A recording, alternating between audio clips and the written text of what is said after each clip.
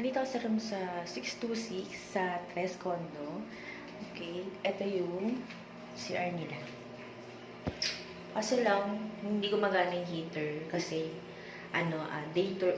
isang araw lang ako. So, parang walang heater. Tapos, ito yung washing. Kaso nga lang, nakalock. Kasi may mga charge pag ginamit mo siya. Pati yung ref, nakalock.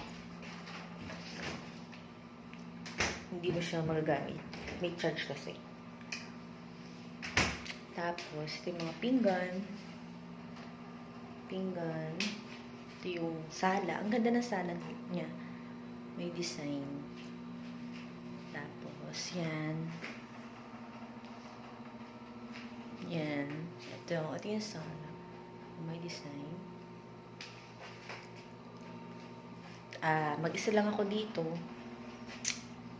Kasi ito yung kwarto. Medyo maganda rin. May mga coats din siya.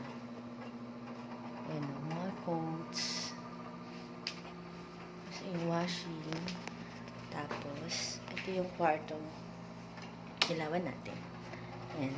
Tapos ito yung cabinet.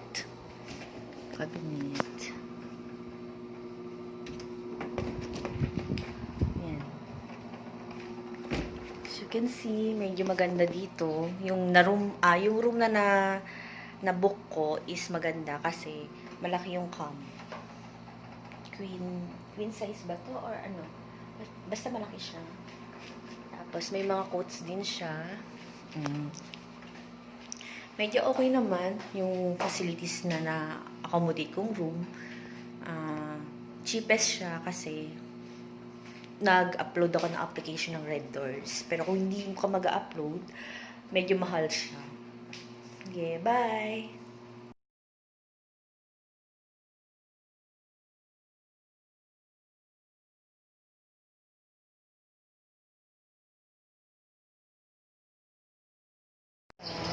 Daming building. Okay, mga mataas-taas ng building.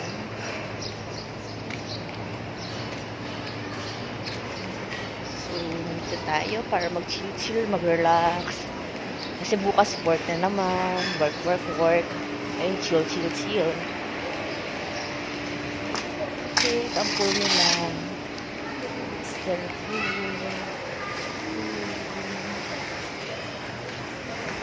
Relax. Charan.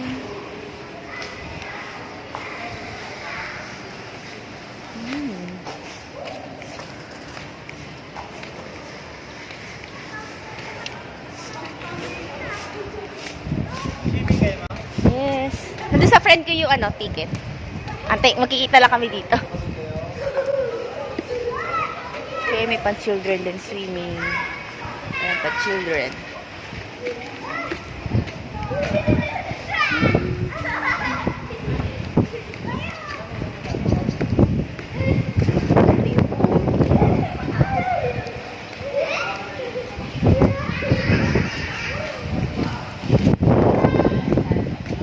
At doon yung CR.